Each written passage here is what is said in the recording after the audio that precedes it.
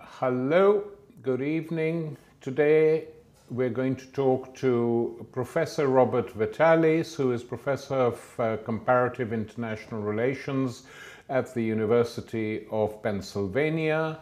Bob Vitalis is the author of a number of books on the Middle East, on foreign policy, and writes extensively on these subjects. The conversation is a bit overshadowed by the turn of events in the United States with the astonishing triumph of Donald Trump. So we will talk with Bob about that a bit and then move on to the Middle East. Hi, Bob. Very good to have you with us on the show. Given that yesterday was election day and a historic day in your country with an unprecedented result as far as the 20th and 21st century are concerned. First, your reactions. Were you surprised? I was surprised, but I think that's because I was, bamboozled by the media bubble as well. So I'm, down the hall from folks who are polling experts. One of my colleagues is the head of NBC polling. They too much trust in those polls, right? In some sense. And the kinds of modeling they use in those polls. But yeah, I was surprised. We've now got a new president who owes allegiance to no political party, no political institution, who said a lot of crazy things during the campaign, but also said some interesting things. It's difficult to predict what he's going to do, and it's unlikely that Trump will be acting simply on his own. Surely there will be a military, industrial, Wall Street nexus of advisors around him who will say how far he can go and where he can't go. I am in total agreement with you there. The same phenomenon affected Obama in some sense, right? To the, whatever Obama's vision was, and it certainly wasn't, I'm reversing direction on U.S. foreign policy, but it was this idea that I was shifting it in various ways. He had projects in mind, and he had very difficult time realizing any of those projects. Washington is not one person. It's a quite complex bureaucracy with vested interests. And I'm sure we're going to see him close to the Pentagon very quickly. I mean, after all, we've already seen him close to at least some institutions of the security state, the FBI, very recently, right? So, Bob, effectively, if one is being cold-blooded about this, this is a huge defeat for the liberal establishment. And for Obama. I mean, Hillary lost the presidency, Obama lost the Senate and the House. So it's been a total disaster. None of them were able to do anything after 2008. You feel it's the cumulative anger of people who were let down in 2008 and who are saying, okay, you hate this guy, well, we're going to give you this guy. It's our revenge. I can't add to that analysis. The system has been locked up for now some years. You missed one institution of power that I'm quite concerned about, which is the Supreme Court. It's going to be a disaster story there, you think? Yeah. Absolutely. How can it not be? And of course, the thing that worries me about the court is those justices don't sit right for 4 years or 1 term or 2 terms. This has lasting impact over the next decades, depending on how many judges he gets to appoint. So yes. Bob, let's go to the Middle East, of which you know a great deal, and on which subject you've written many a book and an essay. What do you think is going to change, if anything, in the U.S. relations with Saudi Arabia, with the Trump presidency? Anything? Nothing? Tariq, I was watching Rashid Khalidi last night on Democracy Now! And as he said, Trump, we have no idea what he's going to do or what will actually happen, right? That said, following along the principle we laid out a few minutes ago, which is that Trump will not be acting on his own. There are vested interests. My guess is less will change than we might expect. My working assumption is no particular change. As you know, better than most folks, at the present moment, there is this like kind of tacit alliance, not in a conspiratorial way.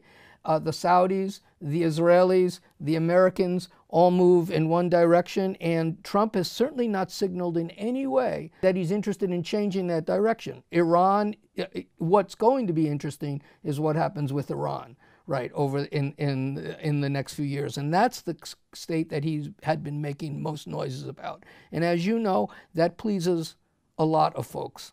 No, both the Saudis and the Israelis want Iran severely punished. They want punishment administered. Whether that is in the interests of the Pentagon or US foreign policy in general, I think it's irrationality which empires often fall into historically, that in order to serve immediate interests, which they think are very important, they harm their medium and long-term interests irreparably, and that can come to haunt them in years to come. But Bob, what is the obsession with Saudi Arabia, especially now that oil prices are down? I mean, can't they conceive of any other semi-normal government in that country? Well, no, to put it mildly. It's better the devil you know.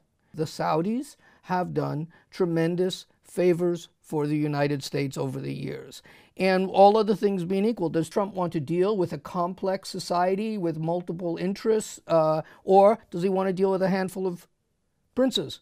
Or maybe one prince, right? Or two, you know, that he is able to come to some quid pro quo with. I think that's been the story for decades of the U.S.-Saudi relationship.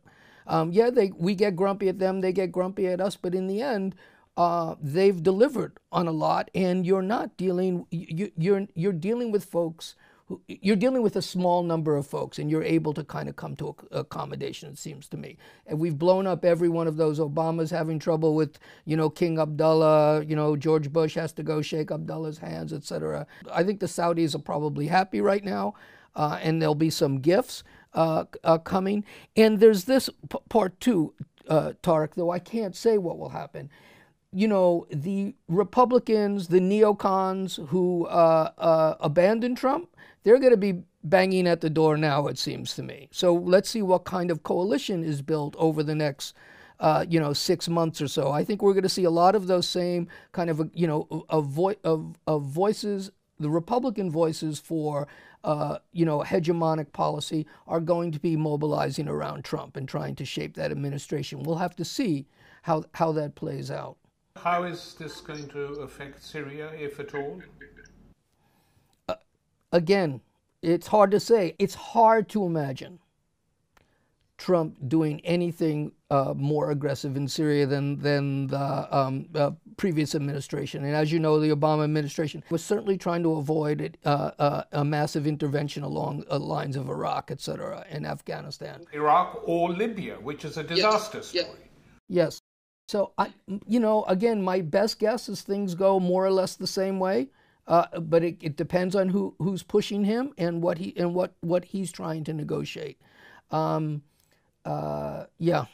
wish I could say more than that. But again, I feel like Rashid, how to know, right? You know, all you're learning about is what's in my brain, but without any kind of empirical reference to this guy. He really is a mystery on the foreign policy side. I mean, within the United States, academy and academy-linked institutions, some of them not too distant from the Pentagon, there's been a debate going on between intervention and realism. And a number of serious realist political scientists have argued that this intervention in the Middle East has been a total disaster. It's weakened us, and it's, opened Pandora's box, and we should just pause now and reflect whether this is really in U.S. interest. And that the late Chalmers Johnson, before he died, as you know, said we should begin to dismantle our bases abroad.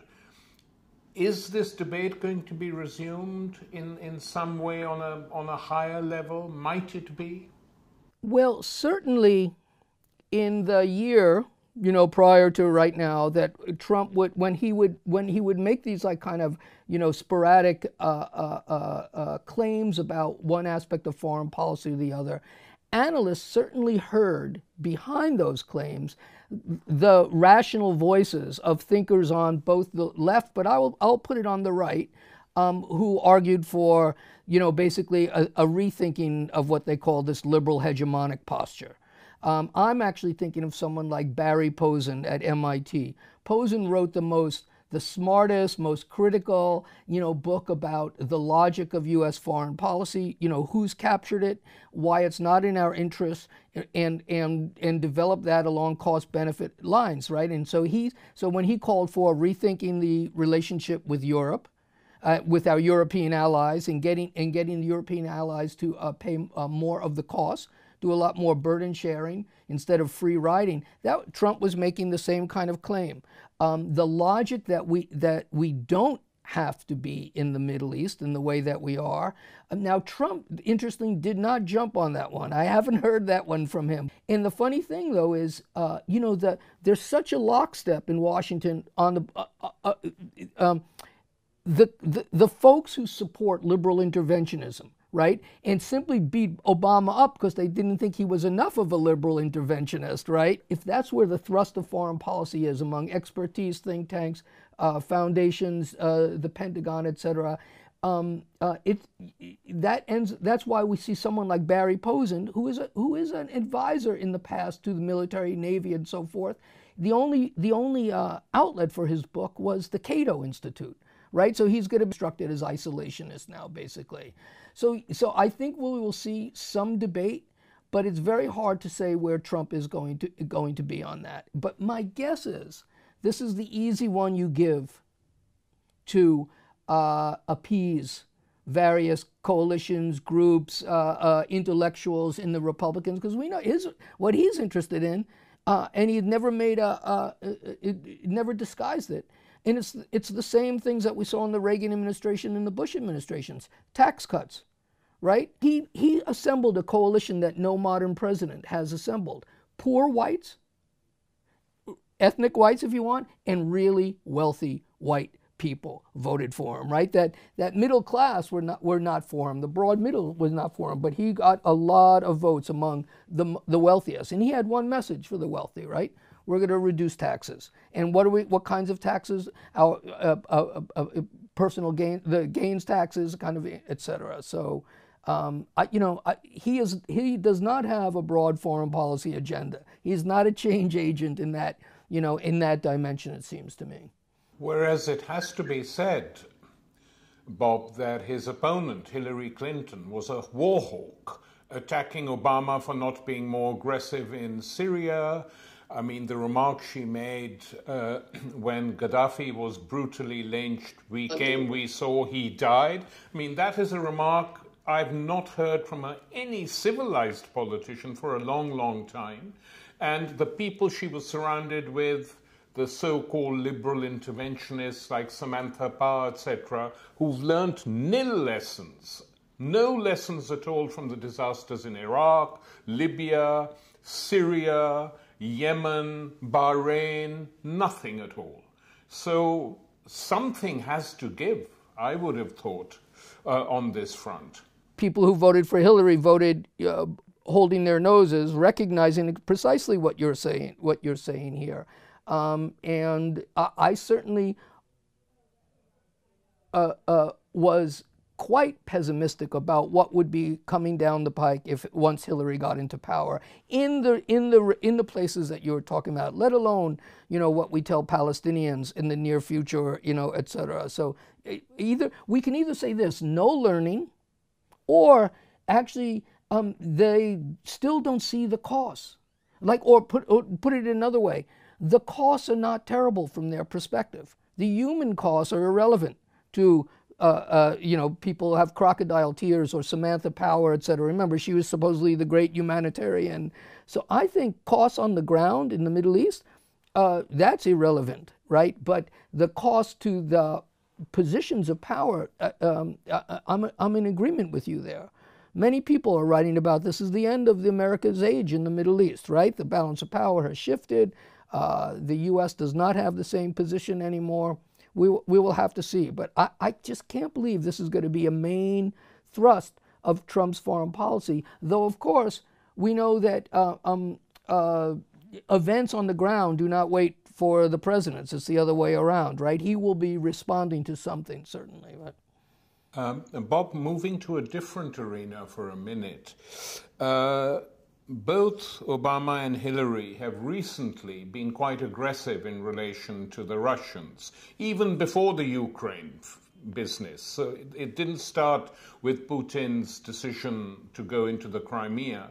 This surrounding the Russians with NATO countries, bristling with weapons, something they never did during the Yeltsin era, was seen by the Russians as an attempt to prevent Russia from exercising any sovereignty at all. Washington is only happy with us, Putin said, when we do their bidding. The minute we try to be independent on any issue, they don't like it. Trump has indicated, it has to be said on this particular issue, that he's going to try and mend fences. Do you think that is possible? There are a lot of vested interests who have been excited about Russia as the new enemy, as the new serious enemy, right? Who do we have? We have Iran, we have Russia, we have China. It seems like we need enemies. So. Yeah, but the only good thing about that, Bob, I could suggest is that the Muslims of the world will be relieved when a new enemy is found. They'll say, oh, thank God, they found someone else to fire at. I agree. They will be. But again, that's going to, we don't know what kind of politics of, U.S. politics is going to play out over the next 3 or 4 or 5 months. I raised this point with someone earlier. Here's Trump. We saw his election campaign ads in the past few weeks. Hardly disguised anti-Semitism, to use a term, anti-Semitism, racism, and so forth, right? Who's going to call him on that now, right? It's a clean slate for him, etc. And we're going to be deploying the anti-Semite claims on BDS again, right? But who you would expect to be beating Trump up on these questions, like the Anti-Defamation League, etc. In the past week, leaders of 3 large American Jewish interest organizations have written letters of support to Trump, etc. Right? Sheldon Adelson, as we know, is a big backer, etc. They don't care a bit about anti-Semitism at that level. So it's the politics going forward and what kinds of deals people are going to be able to cut. So I can't say more than that. And Bob, coming to the question we haven't discussed so far, but which is a perennial and which gets worse and worse and worse. And the United States and its allies pretend and shed a lot of crocodile tears. The allies more than the US is, of course, the Israeli occupation of large tracts of Palestine. It's now obvious to anyone who bothers to think that a serious 2-state solution is wrecked. There is no way the Palestinians are going to get anything approaching a 2-state. At the maximum, they might have got little Bantustans dotted all over the region, watched permanently by Israeli tanks, etc. Now I don't think they'll even get that. And so the Zionist leaders of Israel have in effect made it impossible for any other solution apart from either a shocking level of ethnic cleansing, driving the Palestinians out of existing Israel and keeping them penned in sort of ghettos like Gaza, or a single state with equal rights for all. I mean, I can't see any other solution. Trump will not be running with that second one over the next few years, right? No, I agree. I can't think of something that's more despairing at this point. And at the same time, my best guess is this is a place where Trump is hands off. Some people are imagining Obama now in the next little while trying to move that agenda, right? Because he's still ostensibly for a two-state solution, and there are 16 professors in the United States who are also, for a two-state solution. But it's very, very difficult to conceive. And the idea of the idea of a state with equal rights is not one that folks are going to run with. So it's a terrible situation at the present time.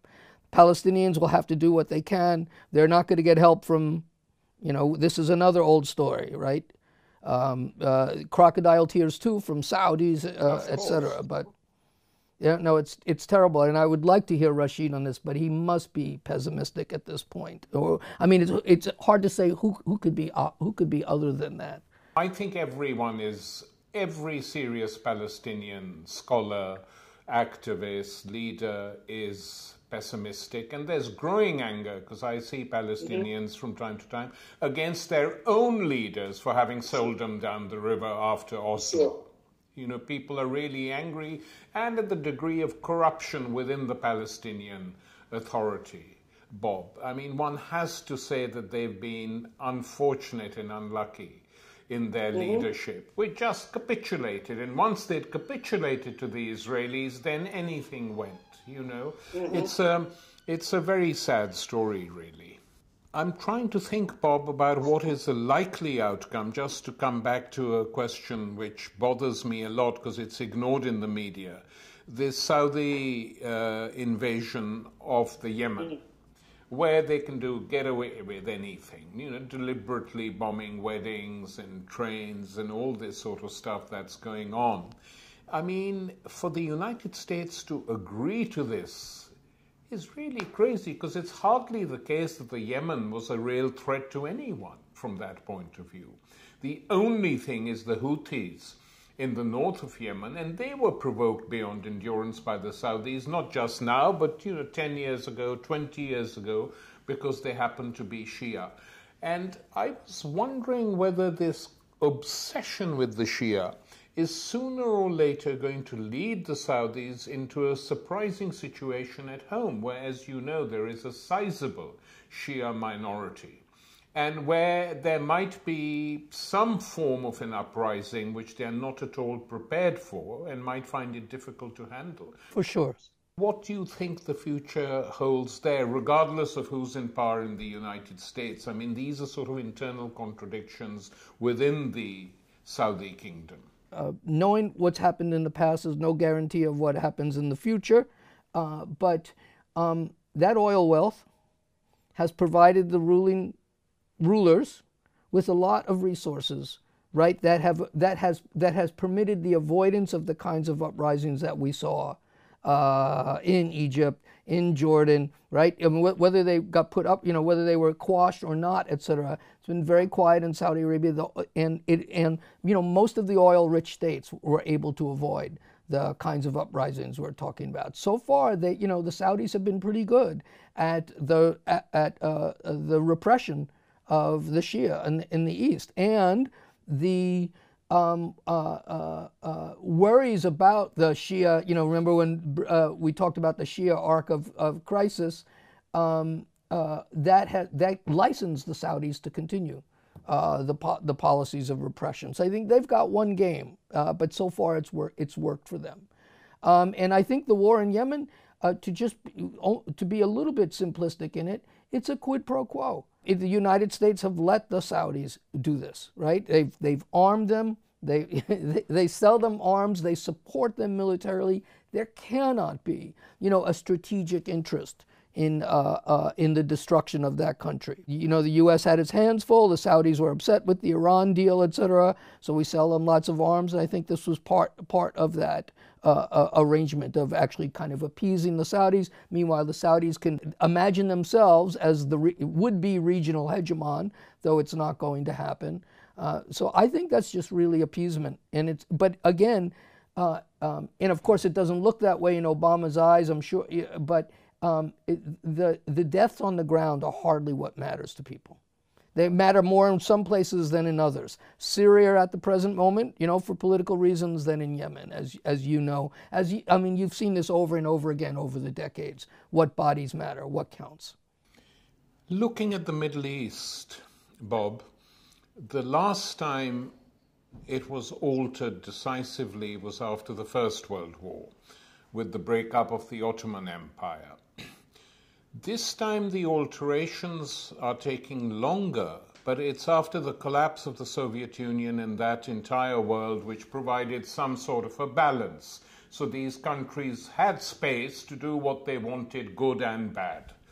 But with the ending of the Soviet Empire, so to speak, and the United States in full flow, it's not that they have a logical plan, but what they're doing is effectively dividing up the Middle East into tiny little statelets with little power, with effectively Israel, though no one dares say this, as the hegemon to do whatever it wants when it needs to do it on behalf of the US. That is what you feel is going on.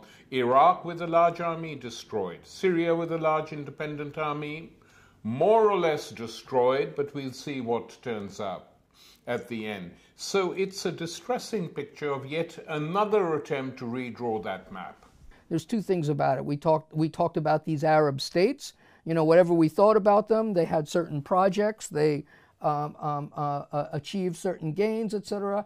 And I also thought about how open the Arab world was to researchers at that time. So someone was asking me today, where have you traveled? And I've told them in Syria, etc., in Jordan and in Egypt off and on, etc. And now we see those states dissolving, right? Are being undermined for both internal and external reasons. Certainly, the Iraqi invasion in 2003 was a key moment there. But these were brittle institutions, and we see a place that's more closed than I've ever seen it in 30 years of working in the Arab world. Right? I would not send my students to Egypt at the present time. You cannot go to Syria. You get the point. We're going to be left for a long period of time with these, small states, statelets. I don't want to reach for the anarchic model, but there's certainly going to be unrest and violence for a long time. It's hard to see that region recombining in some way in a stable order. It's very hard to imagine that. But we should throw one more thing in there. The one challenge to that Israeli hegemony then is Iran, right? Iran has gained immeasurably from in the past few years as well, and so we have to imagine, if the U.S. policy has been historically no regional hegemonic power, right, other than one's ally or itself. Iran will be in the sights of the next administration in one form or another. And certainly Trump has talked about that over and over again. Whether he'll be contained by other forces, etc., it's hard to say. But you remember during earlier administrations, the first Clinton administration, there were dreams of, rapprochement with Iran, his national security advisor, his Secretary of State was talking about lifting various bans. There would be trade again. Folks were imagining oil concessions emerging, and that collapsed. We can certainly see a rocky road ahead in terms of U.S.-Iran relations, is my best guess. But I'll never forget the day after the U.S. took Baghdad in 2003. The front page of the New York Times reported the Israeli ambassador saying to the U.S., "Congratulations, now let's march forward to Damascus and Tehran." Openly, no shame. Yep. Well, I think we'll have many voices articulating that in the coming months or year, but we'll have to see, what forces challenge them on that. On that pessimistic note, Bob, I think we'll have to end this conversation, but it's been really very good talking to you. Take good care, Tariq. Thank you.